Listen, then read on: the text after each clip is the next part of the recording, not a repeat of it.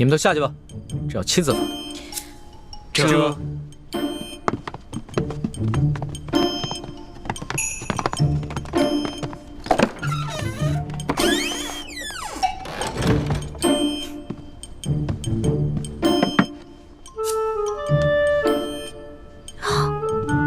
皇上，您真的要打奴婢啊？不然呢？这次要是再不罚你的话，你都要上房揭瓦了。君无戏言，这是你自己说过的。过来，趴下。好吧，不就挨几下板子吗？打就打。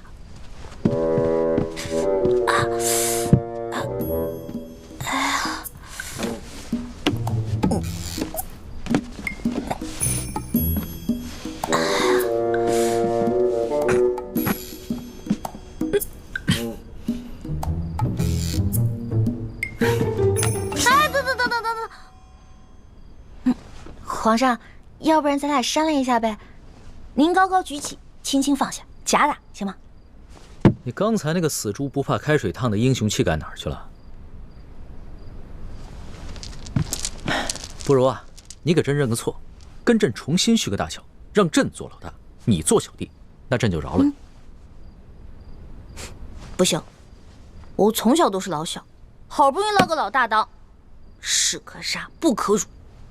打吧。行，那你就好好忍着，别鬼哭狼嚎的啊！绝对不出一声。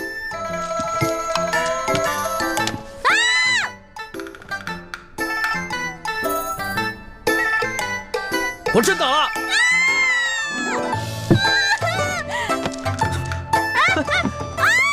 我说呢，平日里你蹭破点皮就哼哼唧唧的，今天像换了个人似的。原来有这个东西！还给我！还给我！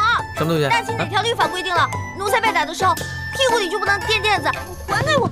你趴下，板子还没打呢。皇上，您难道真的要打奴婢40大板吗？皇上，您看您这板子这么大，您要是真在我屁股上打，那我屁股不得开花了？能不能打个折呀？半折、对折，20下。不行，40大板一下都少不了。那要不然就4折15下。你的算术先生是被你活活气死的吧？4折16。皇上英明，16下，那我们就决定了，就打我16下。谢谢皇上。到了这个时候，你还想给朕下套啊？我告诉你，40大板一下都少不了。哎，等一下，又怎么了？您看是这样的，如果硬打我40大板都打在屁股上，我是个女孩啊，半个月都起不来，走路一瘸一拐的，多难看。要不然换个地方打。也是，真把你屁股打坏了，你这半个月下不了床，朕这也没人伺候。行，你先起来吧。谢皇上开恩。这个屁股打不了，手总打得了吧？把手伸出来。皇上你干嘛呀？又要打我呀？行了，别废话，把手伸出来。我不。右手要做事，左手，快！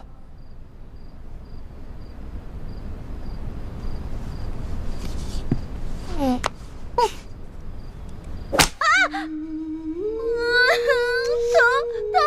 死我了！你可是真英雄啊，这声音都传到紫禁城外面去了。奴婢是假英雄，真怂包。如果皇上行的话，你试试，你不叫我就服你。这个时候你还敢跟朕顶嘴？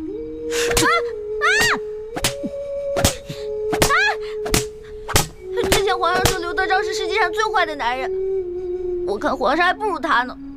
刘德昭虽然欺上瞒下、贪赃枉法，但他对自己的女人从来不打，他对他女人很好的。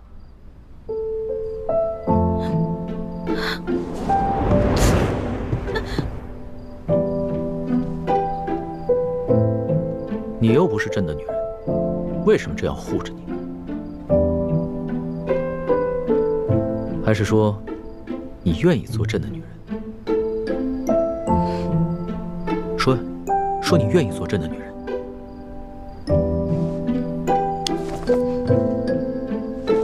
皇上还是继续打吧，奴婢绝对不出一声。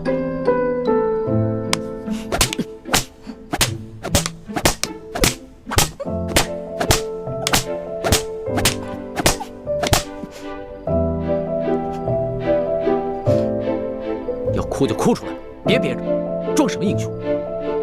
奴婢不想装英雄，奴婢只是装不了皇上的女人。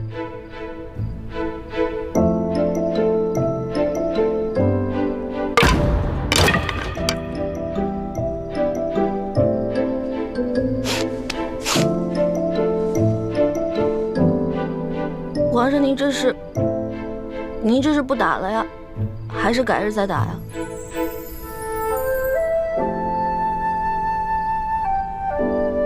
把手伸出来，给朕看看。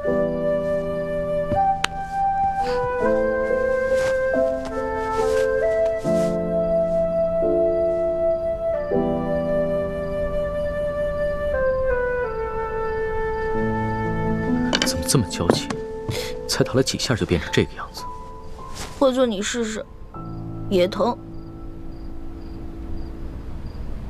老大，不是朕想打你，朕如果这次不罚你的话，朕怕你将来越来越无法无天。真要做出什么事情，连朕都保不了你的时候，那朕就真的后悔都来不及了。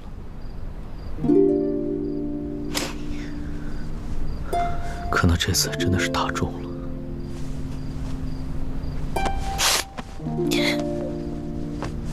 都疼死了。好了，老大，别哭了，你哭起来的样子真是丑极了。还丑呢，我现在连脸都没有了。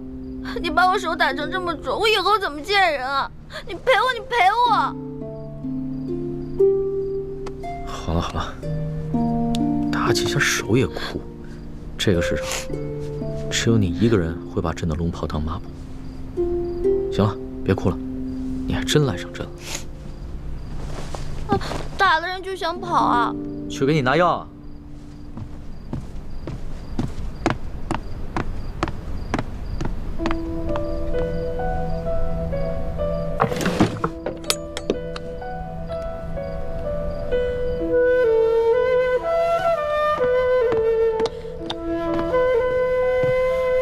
把手伸出来。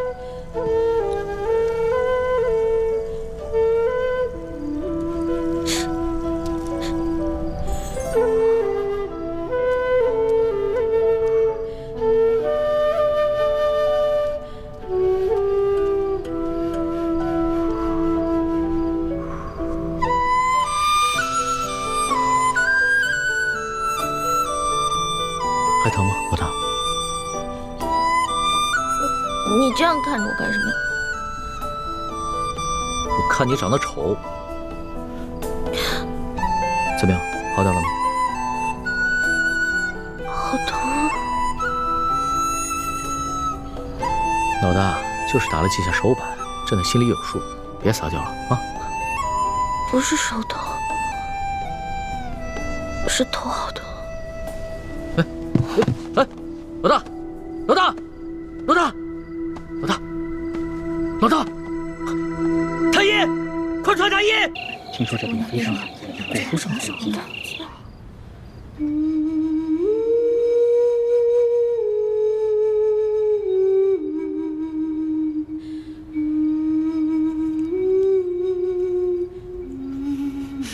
一欢怎么还醒不过来啊？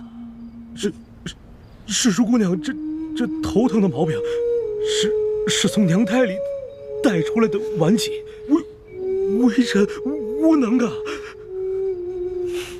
一群没用的东西！朕就问你，他这个病严不严重？朕要听实话。此病十分罕见，只有古医书上有记载。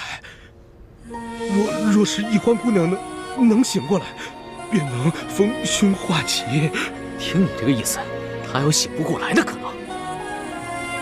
过了今晚，如果明天一欢姑娘还没醒，恐怕就怎么样？就再也醒不过来了。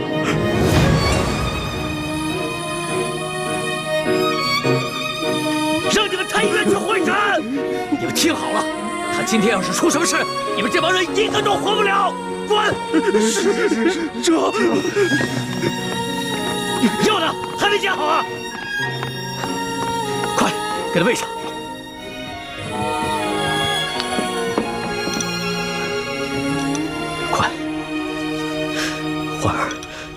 后再也不冲你发脾气了啊！哎呀，师叔姑娘根本就没办法吞药。喂，接着喂！哎呀，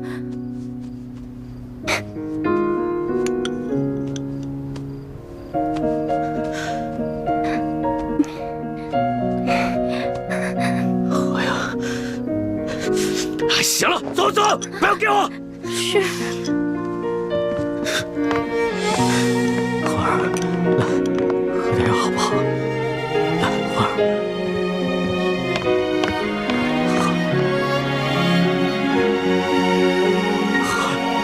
花儿，喝点药，喝。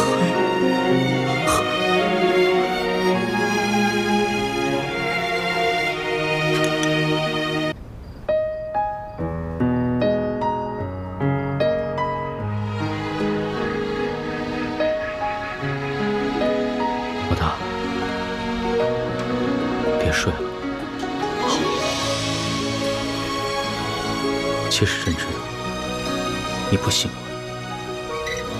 定是因为你觉得朕还要罚你，对吗？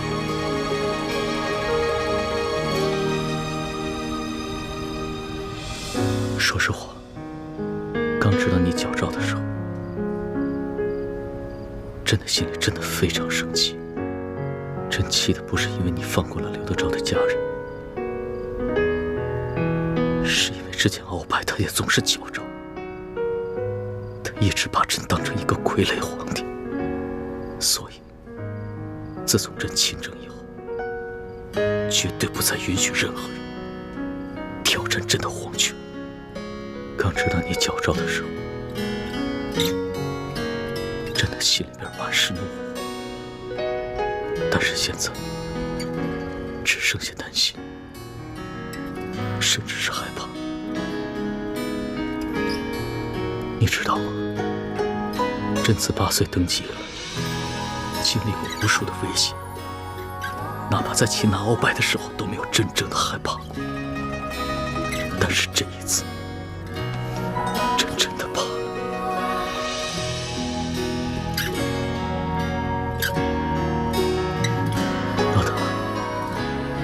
真的不能没有。要是没了你的话，朕只是一个帝王，只是一个孤家寡人。但是有你在，朕才是一个真正的男人，是一个完整的人。老大，朕是天子，朕的话是金口玉言。现在就赦了你过往所有的罪，只要你醒来，只要你醒。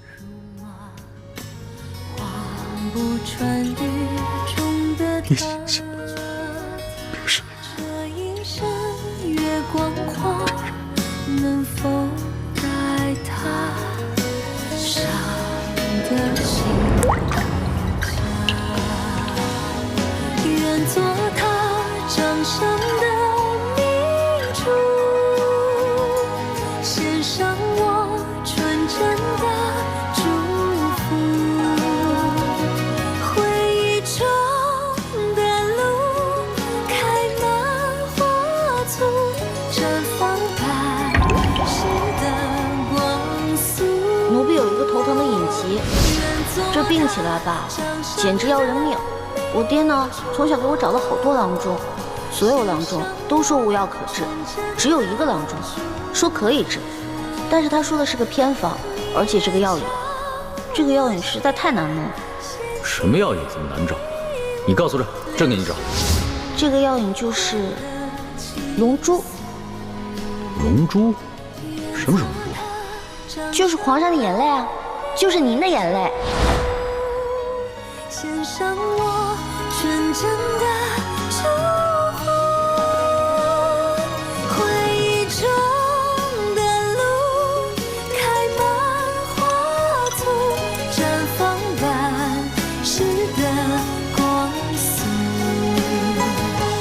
绽放百世的光速。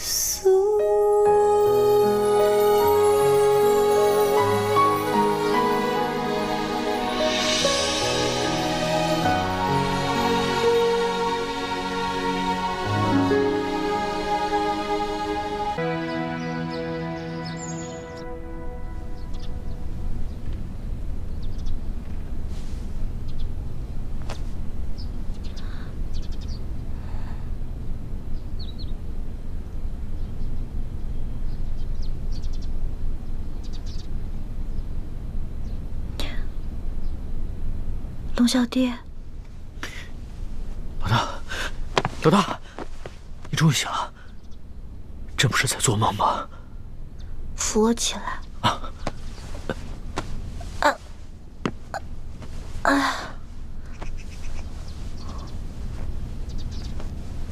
龙小弟，你脸色怎么这么差呀？你是不是一晚上没睡，一直坐那儿守着我呀？你还说呢，这都差点被你吓死了。太医说了，今天你要是醒不过来的话，可能就永远都醒不过来了。咱们可是对着月亮发过誓的，说要同生共死。你要活不下去不打紧，你要是朕也活不下去啊。所以，你真的一晚上没睡啊？又不是第一次，朕啊，上辈子一定是欠了你很多钱。说吧，你要怎么报答朕啊？要不然以身相许吧？那朕就勉强收了你吧。哎，什么以身相许啊？要不是你打我，我也不可能旧病复发。你居然敢矫诏，朕还不能打你一下啊？好疼呀！疼？宣太医，快宣太医！宣什么太医啊？不是这儿疼，是这儿疼。手怎么红成这样子呀？朕给你吹吹。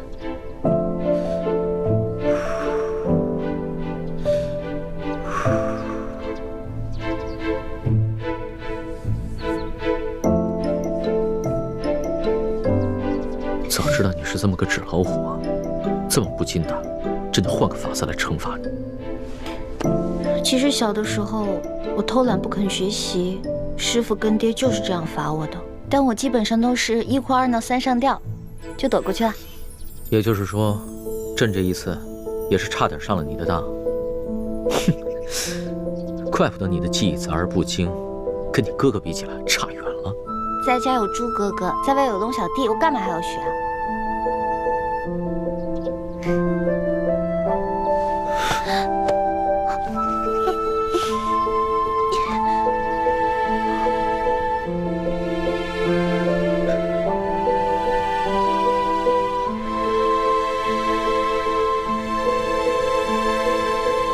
老大，你终于活蹦乱跳，又可以跟朕顶嘴抬杠，真好。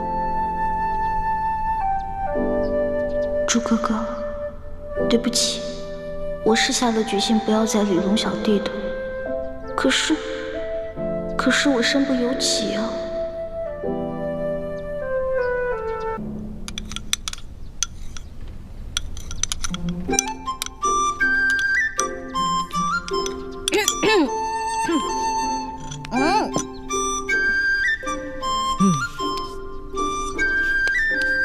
你呀，真是要把朕给吃穷了。现在可以喝药了吧？哦，快点儿！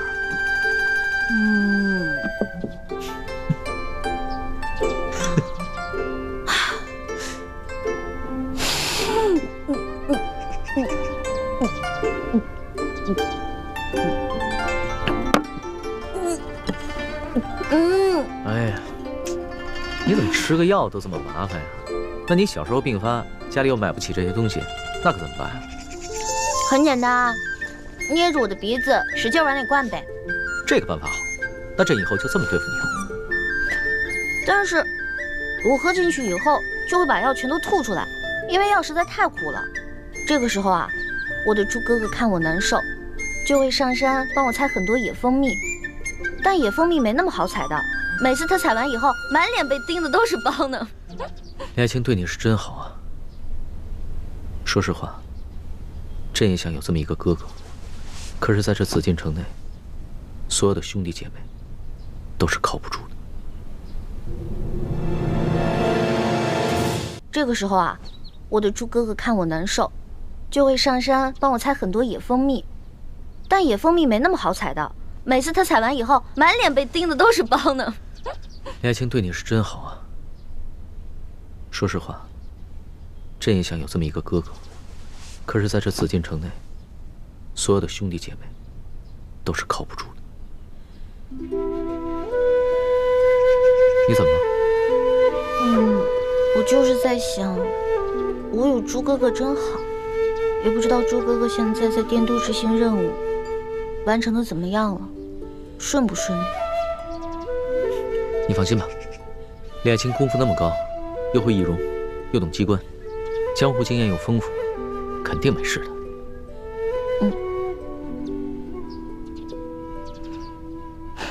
猪哥哥，对不起，你若回来，发现我对龙小弟又割舍不下，你一定会很失望，很伤。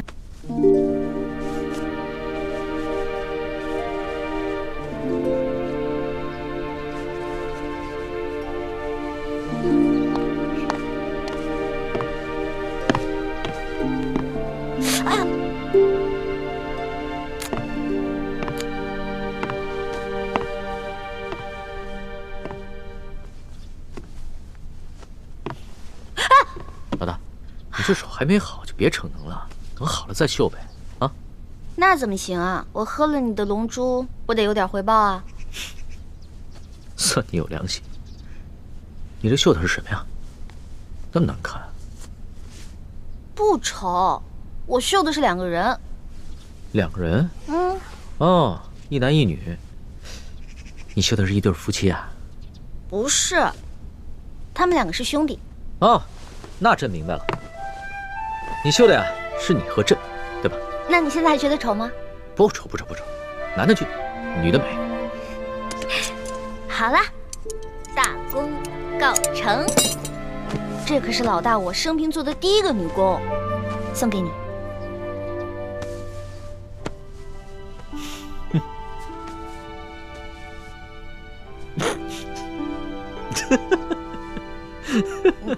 你哈哈什么呀？老大，你这个绣工实在是什么？不是老大，你这个一面绣着2只肥鸭，一面吧绣着一对丑人，这平生第一次收到这么有趣的礼物。龙小弟，这个荷包里面可以装香，可以驱虫防蚊，提神醒脑。你会把它带在身上吧？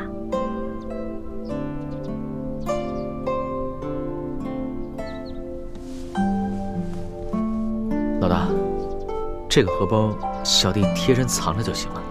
若是公然挂于腰上的话，是不是也太不成体统了？老大，你是不是生气了？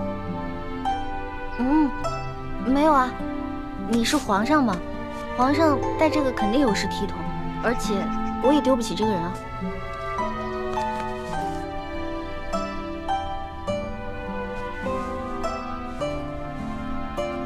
你终究只是皇上，不是我的龙小弟。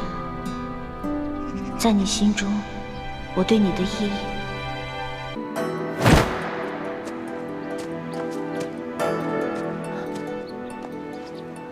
师傅，太子没有怀疑到你吧？大师兄，他很信任我，没有对我起疑心。你悄悄给王爷发了一封密信，说康熙只喜欢易欢，不喜欢你，所以你要终止任务，离开紫禁城，是这样吗？师傅，对不起，我从小在明珠谷长大，受几位师傅厚恩，和大师兄、小师妹感情很好。现在让我处处算计他们，我心里……这是王爷给你的答案。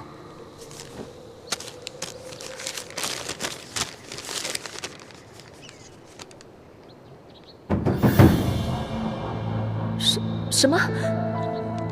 杀死易欢？王爷说了，康熙他虽然不能像疼爱李易欢那样疼爱你，但是对你还是敬爱有加的。在这后宫之中，最得圣宠的，除了李易欢就是你了。所以，一定要除掉李易欢这个绊脚石，康熙才能把注意力转移到你的身上。当然，我也知道你和李易欢的关系很好，以姐妹相称。所以，只要李易欢一死，康熙越是忘不了他，越是放不下对他的旧情，他对你就会越好。我做不到，师父，我真的做不到。师父，我求求你，去求求王爷，收回成命吧，师父。我们好不容易才进了宫，得到了皇上的信任，离复仇的目标越来越近，我怎么可能会半途而废，让你离开？可是小师妹，她是无辜的，师父，你也是看着小师妹长大的，您不能这么狠心啊，师父。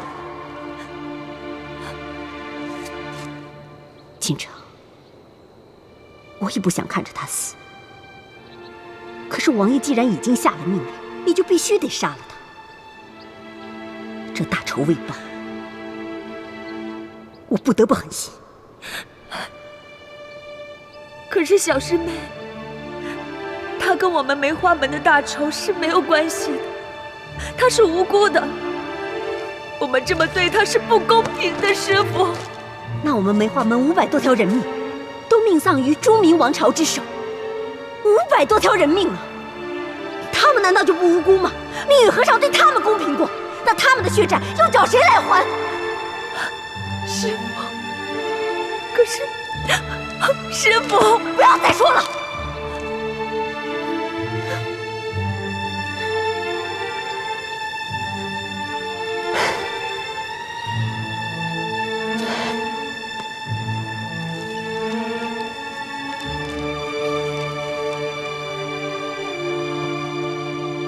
清城，你好好想一想，你们全家几十口人，不都死在朱明王朝的铁骑之手吗？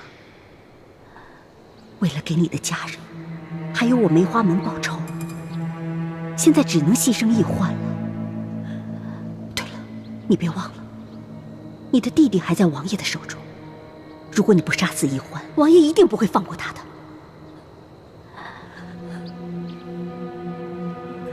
保你弟弟的命，还是一欢的命？你自己想一想。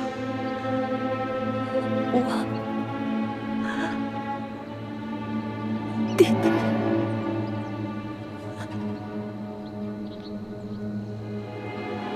这是救命丹，化在酒中，喝下后1刻钟内必死。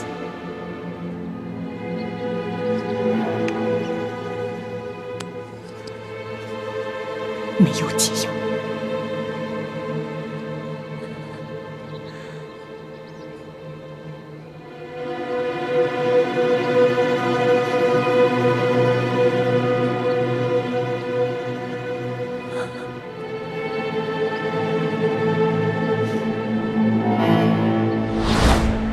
皇上驾到！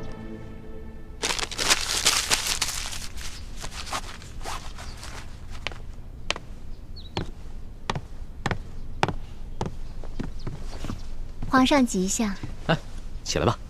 谢皇上。朕许久啊，没能来你这永和宫，今日刚好得空，就顺道过来看看。谢皇上挂心，妾身一切安好。好就好，坐吧。皇上前些日子一直愁眉不展，今日面露喜色，是不是有什么喜事啊？还不是一欢那个丫头，前些日子和朕赌气，朕是骂也骂不得，罚也罚不得，心里着实郁闷。还好，昨日转了性子，和朕和好如初了。一欢就是小孩子脾气，不懂事，皇上多担待。朕就喜欢你这个淡泊体贴的性子。这后宫之中啊，也就是你，不会是一欢为敌了。朕为了不让一欢惹麻烦，一直不让别的嫔妃去她的永乐斋，也不让她去别的嫔妃宫里。朕自己啊，也没时间陪她。你要是有空的话，就多去永乐斋走动走动。妾身遵旨。哦，对了，刘德昭等人已经全部出斩了，可惜裘贵逃走了。朕一名新的山西巡抚继续抓捕裘贵，等抓到了裘贵，朕就把他送到你爹的坟前处决，也算是为你报了大仇。多谢皇上，妾身感激不尽。起来吧。等你爹百日继辰之后啊，朕便真的信了你，要让你早日替朕升个阿哥，这样你在宫里的地位也就稳固了，也好安慰你爹的在天之灵嘛。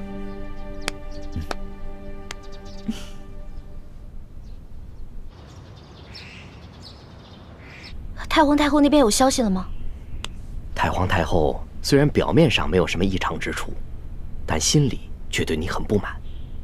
只不过她是碍于皇上的面子，隐忍不发。一欢，你可千万要小心呐！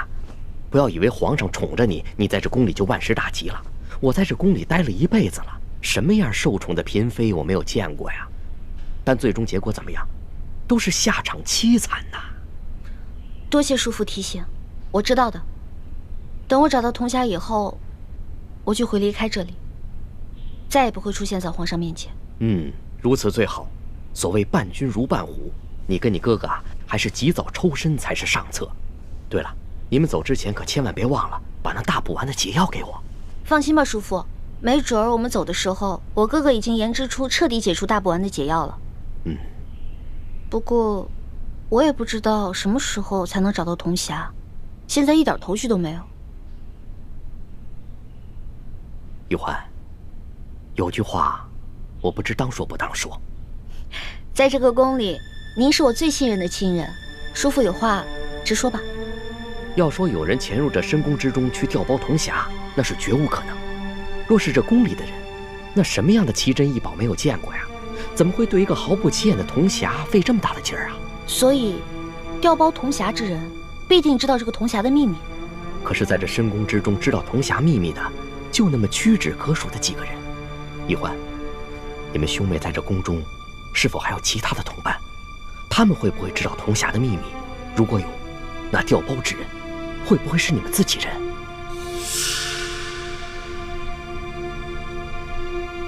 你先慢慢想，我得赶紧去伺候太皇太后跟皇上了。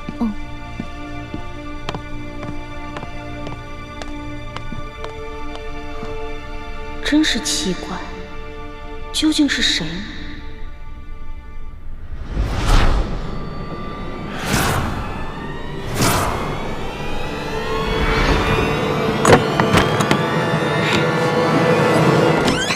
一欢，谁？哎，一欢，一欢，快去救大师兄啊！快啊！难道是雪姐姐？可是。雪姐姐，我用这个狗尾巴草给你编个小花篮吧。好啊。你怎么了，雪姐姐？你好像有点不开心啊。哦，我知道了，你肯定是在担心猪哥哥，对不对？你放心吧，这次呢，6位师傅集体出动去协助猪哥哥完成任务，一定非常顺利的。不是，我不是在担心大师兄。是昨天皇上来永和宫看我，他说什么？他说等书剑100日继承一过，就要真的临幸我，让我给他生龙子。那这可怎么办呀，雪姐姐？只要我继续留在宫里，这是迟早的事情，躲不过。现在只能希望能够在书剑100日继承之前找到铜匣，完成任务，这样我就能出宫了。雪姐姐深爱着猪哥哥，如果铜匣在她手上，她肯定宁可马上撤离，也不会接受康熙的临幸。但若不是她，难道是六师傅？六师傅，反正现在人都出去了，你赶紧坐下吧。欢儿，这是在紫禁城里，不是在咱们明珠谷。这里可没有什么师傅徒儿，这里啊，只有这厉贵人、欢答应和雪嬷嬷。只要记着这一点，你的言行才不会露出破绽。记住，要尽快适应这宫中的生活，谨言慎行，一切以完成任务为主。徒儿记住了。你看你还在自称是徒儿，这要是被宫外人看见了，宫里人知道，你会惹出大麻烦的。六师傅一直都很疼爱雪姐姐和我，对猪哥哥也很爱护。他干嘛要偷走铜匣呢？难道他就是鳌拜派遣在我们明珠谷的内奸？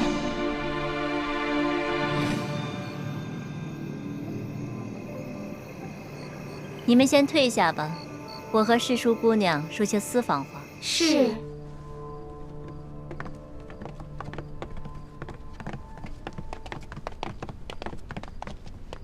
雪姐姐，什么事儿啊？是不是我爹跟朱哥哥他们有消息了？不是，他们的消息倒还没有。是咱们俩姐妹啊，好久都没有在一块儿吃饭喝酒了，所以今天姐姐我特意亲自下厨，做了一桌子你爱吃的菜，来，快尝尝，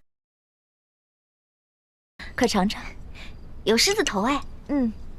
吃一块你最爱吃的狮子头。谢谢薛姐姐，红烧的。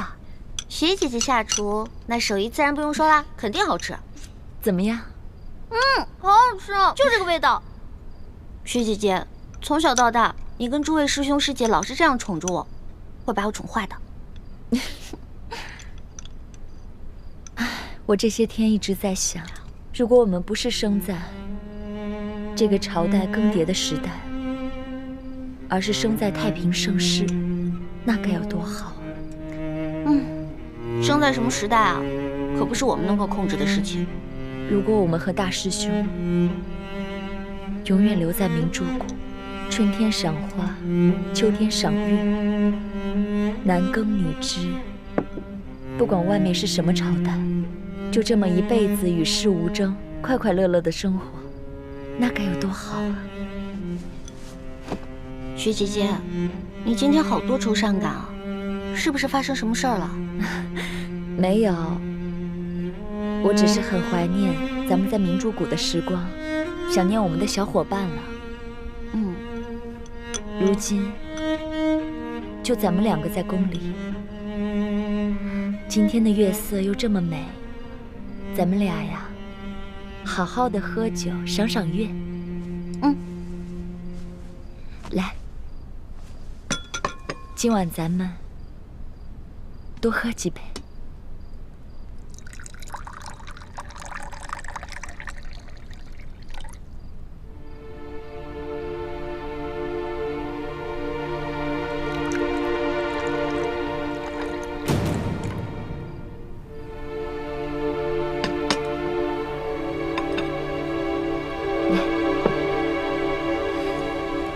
今天皇上又来看我了，我看得出皇上今天的心情啊很好。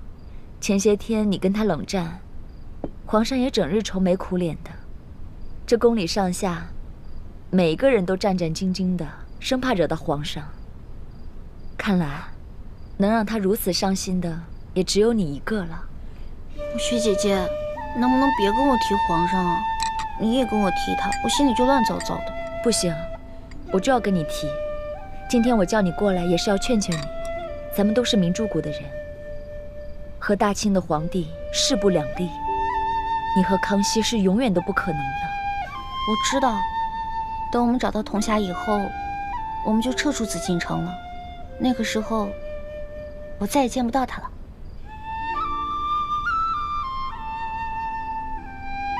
薛姐姐，能答应我一件事儿吗？等朱哥哥回来，能不能别把这2天我跟康熙的事儿告诉他呀？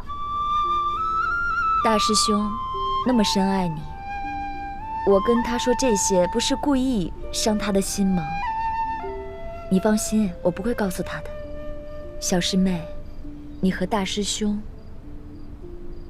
才是命中注定的姻缘。好好待他吧，放下康熙。我一直在努力放下他。可是薛姐姐，你心里可曾放下过朱哥哥？快了，很快就要彻底放下他。既然我们改变不了命运，那就试着去接受它。也许有一天，你会发现大师兄的好，你也会爱上他的。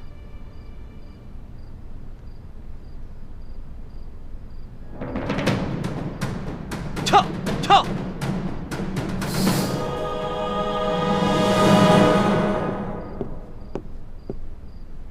薛姐姐，快过来看啊！今天的月亮好圆啊！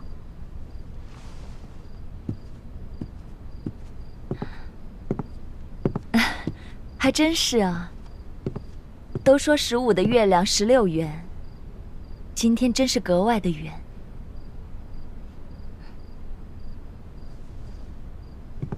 月有阴晴圆缺，人有悲欢离合。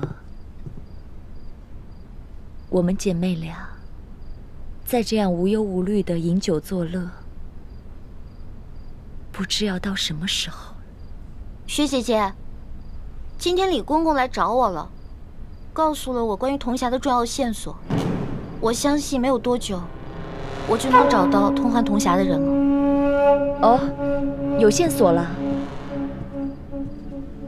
那这个人他也在皇宫里吗？这个人不光在皇宫里，而且是我们彼此特别熟知的一个人。是谁呀？薛姐姐觉得他应该是谁呢？其实我很早开始就怀疑过他，只不过我拒绝去深想，直到今日，我都不忍心怀疑是他。小师妹，今日我叫你过来，也是要告诉你关于铜匣的线索。那薛姐姐先讲吧。小师妹，你知道吗？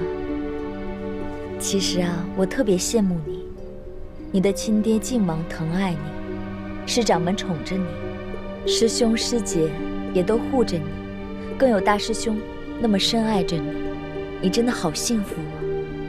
是啊，我也觉得我好幸福啊。可是我好害怕，我的这种幸福只是一种假象，会有人来打破它。不会的，你生来命就好。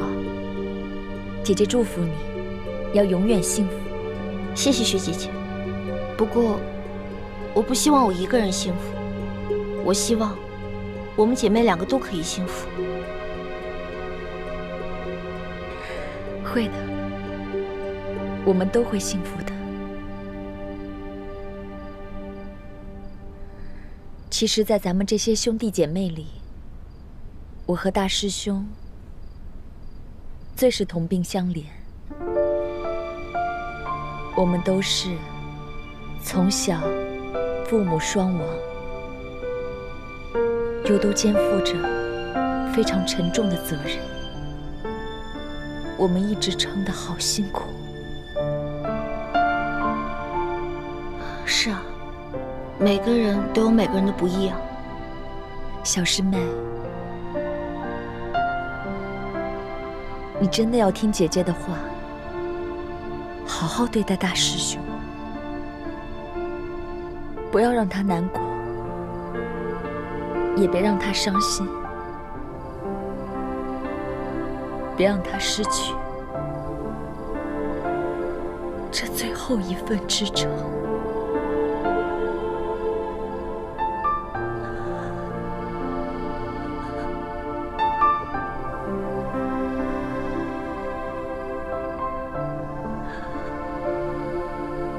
祝你们幸福！干杯！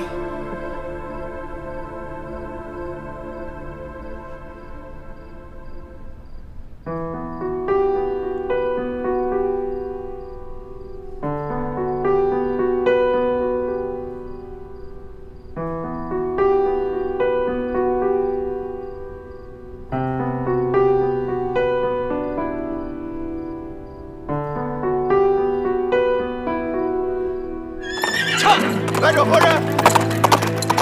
请。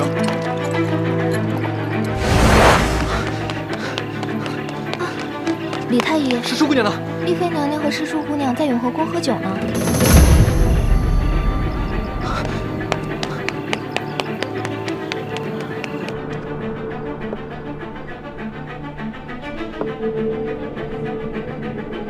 徐姐姐，你哭了。我是感动的，睫毛好像刺到眼睛里了，没事。来，咱们继续喝。徐姐姐，你现在可以说出铜匣的事儿了吧？不急，喝完这杯酒啊，姐姐再慢慢跟你聊。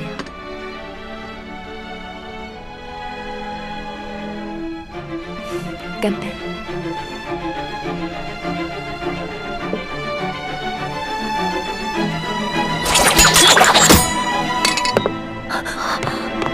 大师兄，朱哥哥，红梅，你没事吧？没。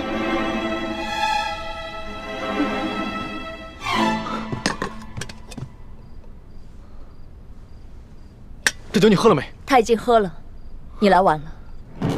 他已经喝下了我为他准备的美酒。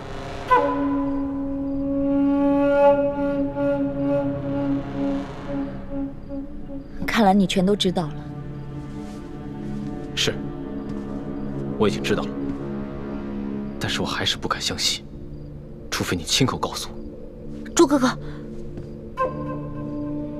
本来义父让我不要说破的，但既然你已经对他下手了，那我也顾不了那么多了。环梅，我们这次在滇都的行动，可以说是九死一生。吴三桂在我们明珠谷安插了奸细，而这奸细就是六师傅，还有倾城。雪姐姐，朱哥哥说的都是真的吗？是你拿走了铜匣，上交给吴三桂了，是吗？不错。那你今天邀我过来赏月喝酒，是为了除掉我，对吗？王爷要我杀你，我不得不这么做，所以我在酒里下了毒。把解药交出来！这是王爷秘制的绝命丹，没有解药。朱哥哥，不要！把解药交出来！我说过，这是绝命丹，没有解药。你心爱的女人注定要死在你的面前。你现在唯一能做的，就是杀了我，替她报仇。雪姐姐，如果易欢有什么意外的话，不会放过你。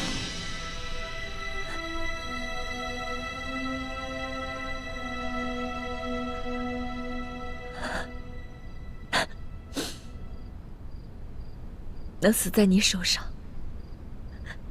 是我最美好的结局。大师兄，小师妹，祝你们幸福。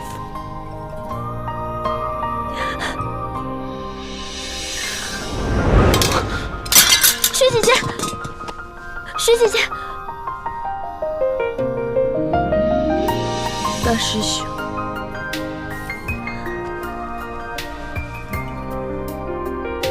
这个是我给你准备的生日礼物，虽然晚了几天，这也是我的一片心意。里面有一封信，你看，就都明白了。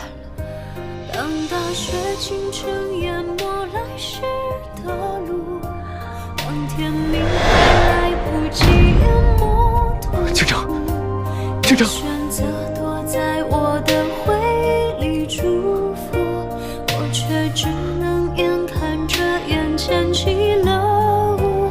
当大雪倾城淹没来时的路，当天明还来不及淹没痛苦。我雪家有70余口人，都命丧明军铁骑。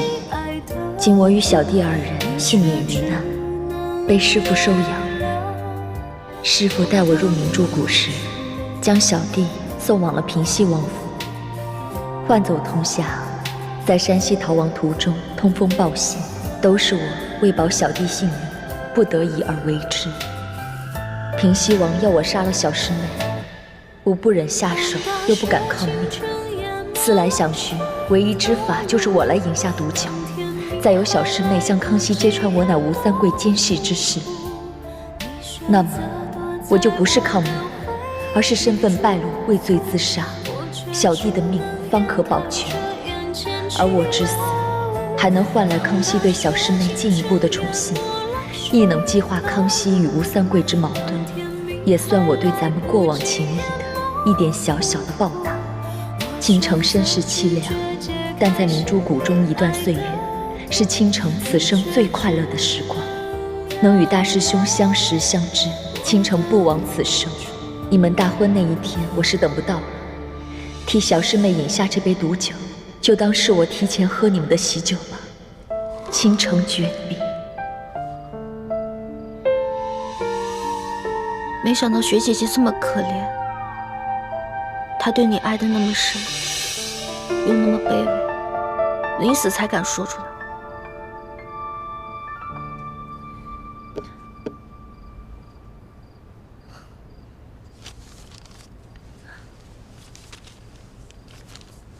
雪姐姐，雪姐姐，你醒了？你醒了，倾城。我死了吗？我这是在哪儿啊？我不是已经死了吗？你才没死呢，这是在你的永和宫啊。对不起，倾城，我不知道你有这么多苦衷。可我明明喝下了那杯毒酒啊！怎么回事啊？酒你是喝了，但是你没有喝毒酒。那杯毒酒啊，被我给换了。什么？月有阴晴圆缺，人有悲欢离合。我们姐妹俩，在这样无忧无虑的饮酒作乐，不知要到什么时候。你早就知道那杯酒有毒？其实我刚来的时候，看到那个壶，跟宫里平时的壶长得不一样，我就开始怀疑。我仔细一看，原来那个壶啊，叫做鸳鸯壶，它的壶盖上镶着2块宝石，其中一块是绿的，有一块是红的，分别控制着壶里的2种酒，一个是有毒的，一个是没有毒的。当你按下红色的时候，那就是毒酒；当你按下绿色的时候，那就是没有毒的酒。其实啊，我也没有见过这种鸳鸯壶，不过我在六师傅的工具谱上见过这种草图，所以我一看是鸳鸯壶就什么都明白了。原来你早就在怀疑我了。其实，早在童霞被调包的时候，我就怀疑过你，不过只是一闪念而已。因为我们从小一起长大，我不相信雪姐姐你是奸细。后来我们一起去山西寻访，每次有风吹草动的时候，刘德昭都会提前知晓。那个时候我就知道，一定是我们的人暗中走漏了消息。但就算在那个时候，我也没有怀疑过你。直到今晚，你要我过来赏月喝酒，当我看到这个鸳鸯壶的时候，我心里什么都明白了。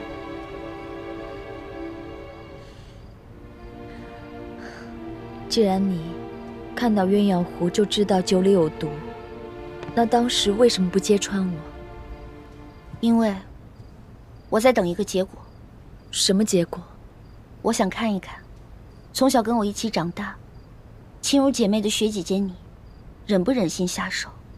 你我之间的情谊到底是真的，还是假的？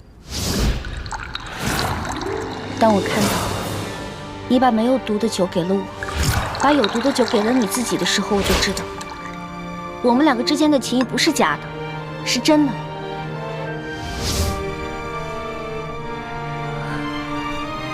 小师妹，你可愿意原谅我？雪姐姐，你说什么呢？你牺牲自己保全了我，我怎么可能怪你呢？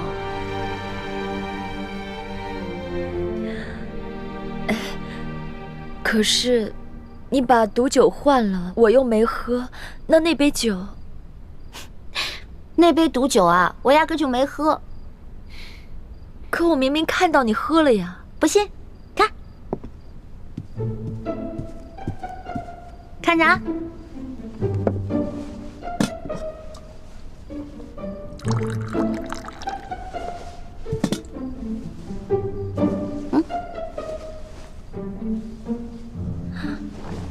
姐姐，酒呢？不是让你喝了吗？是吗？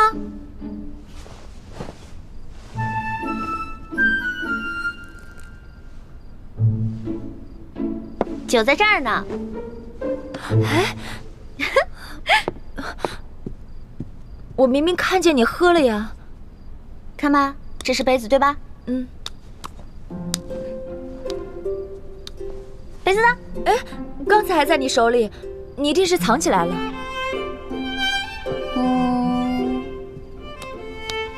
哎，在你身上呢。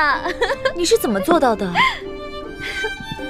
一欢的武功跟暗器，样样学得杂而不精，唯独这轻功跟江湖杂耍之术，在我们所有人之上。薛姐姐，当师傅们给你安排进宫这一计划的时候，当你在苦练歌舞琴技的时候，我呢，就在明珠谷跟那些杂耍师傅们练一些不登大雅之堂的江湖杂耍，所以我才会这些啊。不过，刚才为了能够在你房间里寻找铜匣，所以给你下了点迷药。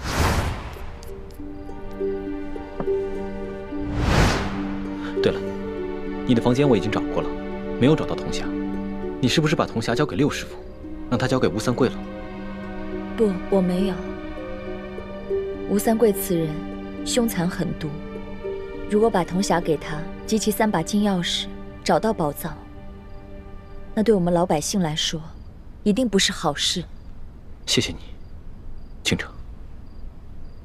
大师兄，你可别这么说，我已经没有脸再面对你们了。小师妹，你不该救我，就像我信上所说，把我揭发给康熙，让我以死谢罪吧。别再说这样的傻话了。有什么困难，我们一起解决。我们永远都是亲人。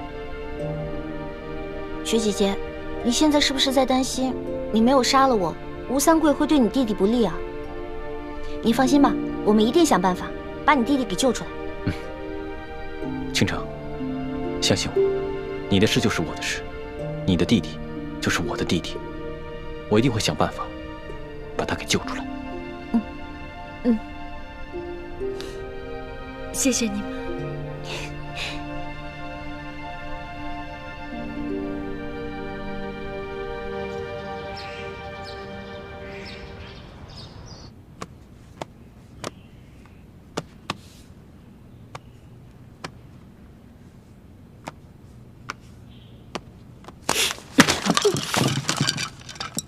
这个催命鬼，一天到晚就知道伸手向朝廷要钱。皇上，出什么事儿了？还不是吴三桂那个老匹夫，说什么自从诛杀了永历帝以后，在云贵之地就不时有反清复明的人起兵闹事，还要时刻防着缅甸的进攻。他只会不停地找借口向朝廷索要巨额的军饷。巨额军饷？你自己看看就知道了。这张奏折索要军饷50万两，这张要200万两。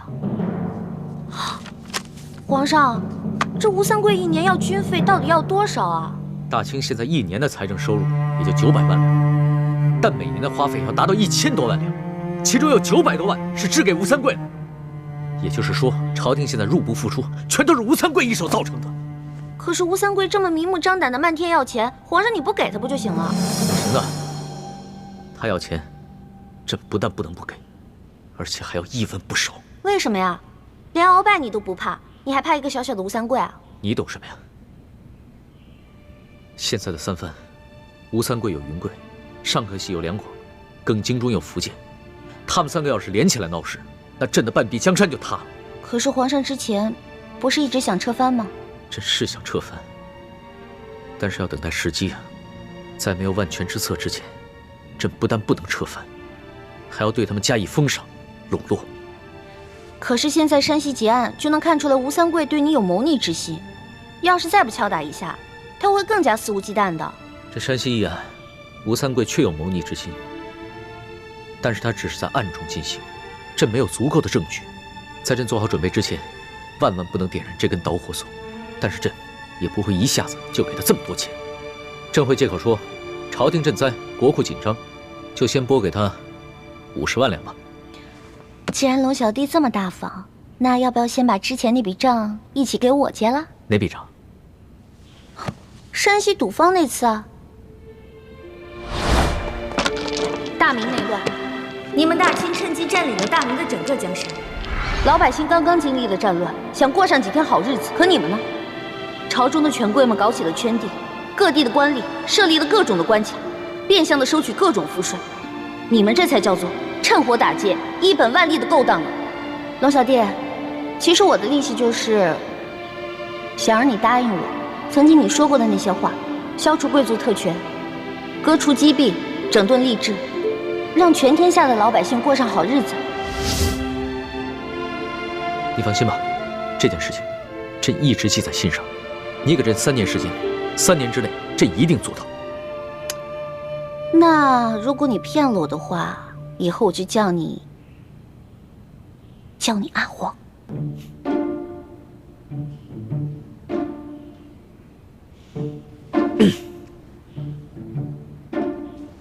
那朕跟你说，朕要是做到的话，朕要翻身做老大，你做小弟。一言为定。一言为定。开战！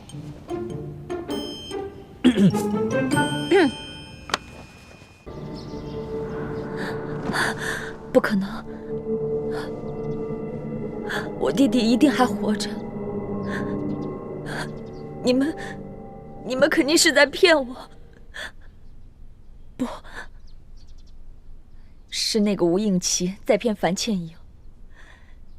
师父跟我说过，我弟弟在平西王府活得好好的，个子都比我高了1头呢。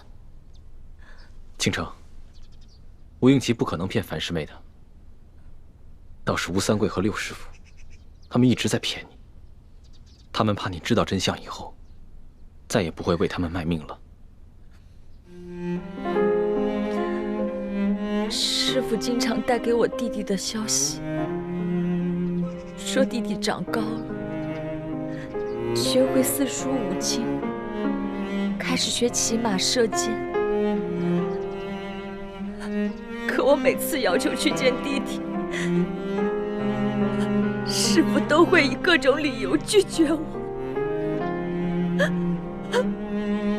原来我的弟弟他已经死了。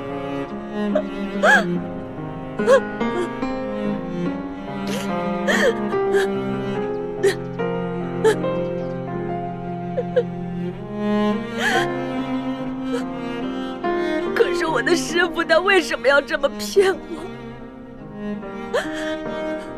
我一直视他为亲娘，那么敬爱他，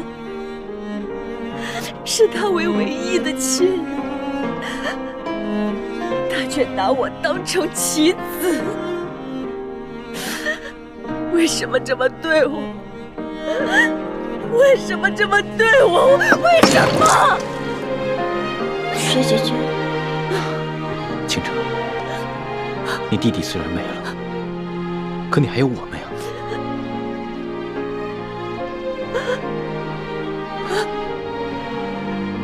这是在宫里，当心被别人撞了。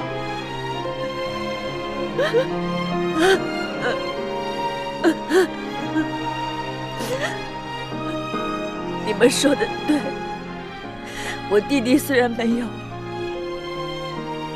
但我还有你们，还有你们。那既然我的弟弟已经死了，那我也不用再听命于王爷和师父。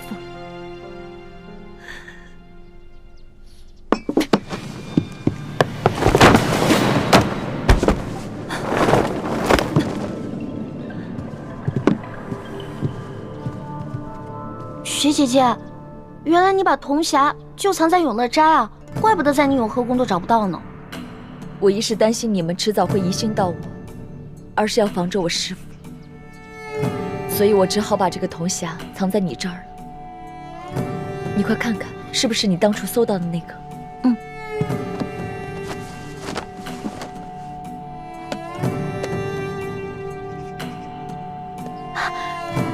没错。我用刀刻在珍珠上，就是这个，错不了。师父让我从你这儿调包铜匣，我只好仿制了2个一模一样的，一个留给你，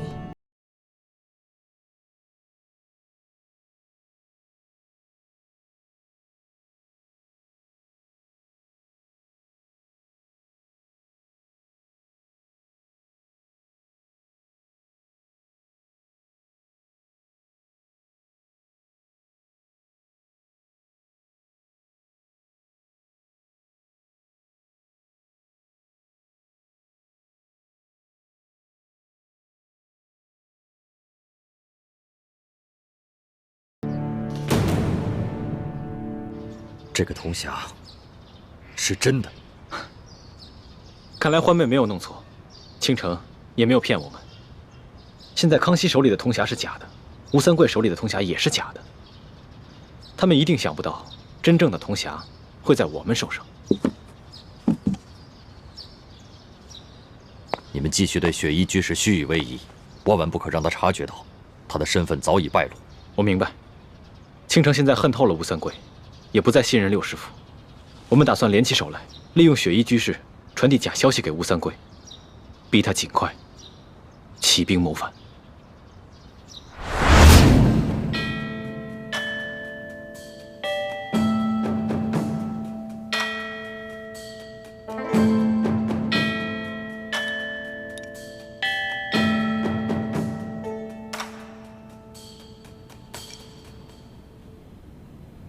吴三桂昨日上的折子，你们都看了吧？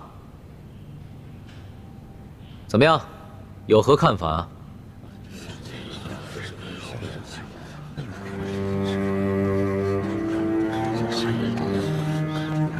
想说什么就大点声，朕也想听。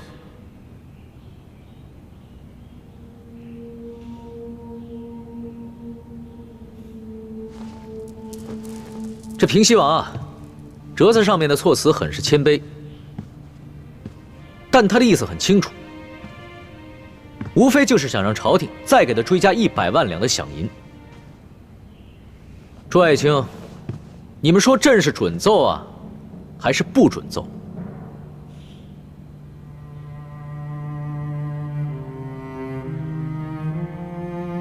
你们是大清的俸禄，享大清的富贵，这种时候却没人说话了吗？启禀皇上，奴才认为不能准平西王的奏。接着说。大清的赋税半号御3番，已不堪重负。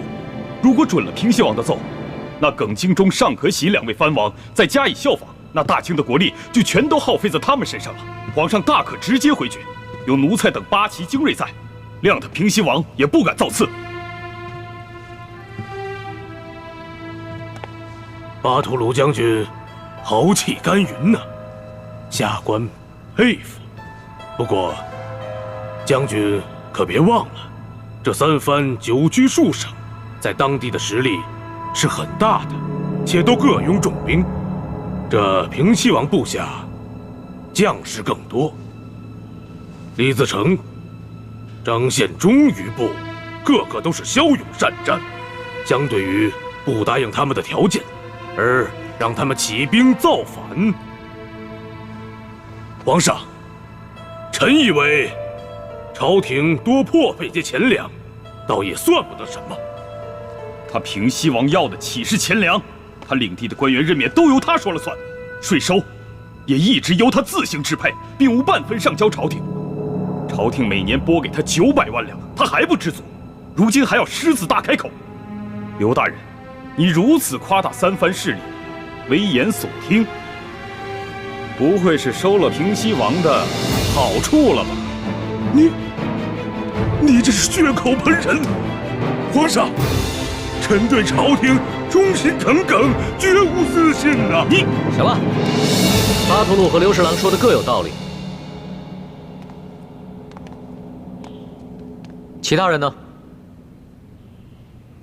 回皇上，朝廷每年拨给3位藩王的饷银，已让大清国库空虚。况且，臣听闻平西王圈占民田，又借疏河修城，广征官士，更是自铸私钱，人称西钱。而平南王尚可喜、靖南王耿精忠，也在其领地内横征暴敛，私事私税。现如今平西王又要朝廷追加饷银，简直是得寸进尺。但3藩一事尾大不掉，朝廷是软还是硬，都是两难。所图，奴才在。你怎么看？回皇上的话，奴才觉得这几位大臣说的都有道理。奴才才疏学浅，不知如何应对，但奴才知道一切全凭皇上圣断。臣等一切听从皇上圣断。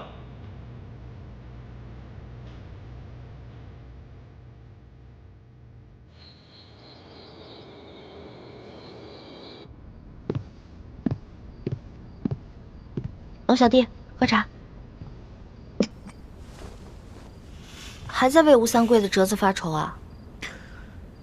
这朝廷的文武百官分成了两派，一派力主拒绝吴三桂，认为撤藩势在必行；另外一派则忌惮吴三桂的实力，或者他们其中有些人本身就是吴三桂插在朝廷的眼线，所以力主安抚。这个吴三桂，老奸巨猾又贪得无厌。龙小弟，你知道吗？他平西王的王府啊，甚至比你龙小弟的紫禁城还要奢华。可他那些钱，不都是从云南老百姓还有龙小弟你这儿搜刮出来的吗？